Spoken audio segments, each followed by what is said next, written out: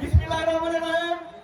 7 November ঐতিহাসিক সংহতি জাতীয় সংহতি এবং ঐতিহাসিক ক্লাবের আজকে অনুষ্ঠানে উপস্থিত প্রধান অতিথি, প্রধান বক্তা, সম্মানিত সভাপতি এবং সকল অতিথি, আমার সালাম, আসসালামু আলাইকুম।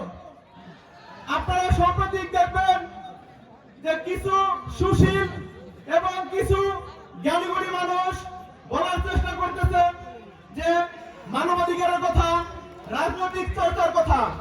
আমরা তাদেরকে বলতে চাই, যারা ছাত্রদের খুনি, ছাত্রদের রক্ত যাদের হাতে মাখা, তাদের মানবতা দেখাবো আমরা জেলখানায়।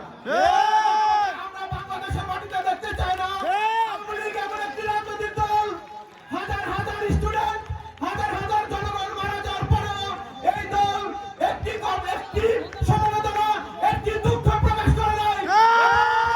বাংলাদেশ জাতীয়তাবাদী ছাত্র দল কখনো তাদেরকে বাংলাদেশের মাটিতে রাজনীতি করার অধিকার দিবে না। বাংলার ছাত্র সমাজ, বাংলার জাতীয়তাবাদী ছাত্র দল যতদিন থাকবে ততদিন আওয়ামী লীগের কোন সংগঠন কোন বাংলাদেশের রাজনীতি করতে পারবে না। বাংলাদেশ